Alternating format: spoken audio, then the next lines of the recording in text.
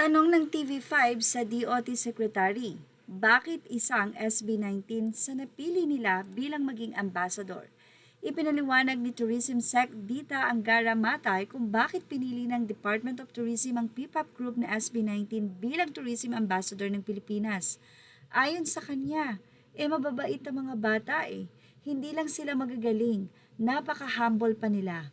Napakasarap nilang mahalin. Sobra ang gagaling ng mga batang ito at talaga namang napaka-humble sa kabila ng kasikatan. Ito ang madidinig mong pagbabahagi ni Sec Dita Angara na kung saan ay sobrang hangang-hanga sa SB19 dahil sa kabila kasi ng kasikatan ito, hindi niya inaakala na ganito itong kahumble at entrepreneur pa. Well, hindi lang tiningnan ng Department of Tourism ang galing at talino ng SB19, kundi nakita nila kung paano kababa ang nasabing grupo sa kabila ng kasikatan nito. Ayon nga kay Sec Dita, napakasarap daw mahalin ng SB19.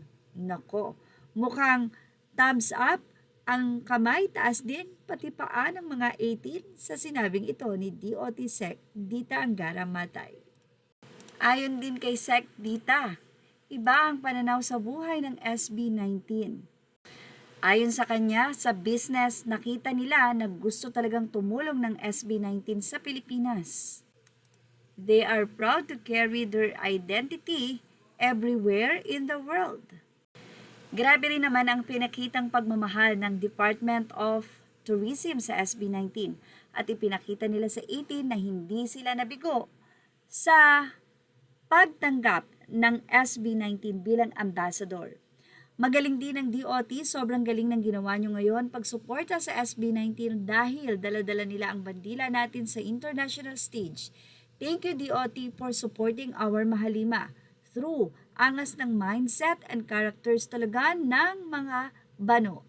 SB19 tumulong din sa mga kapwa PPAP at humble din, hindi lumalaki ang ulo.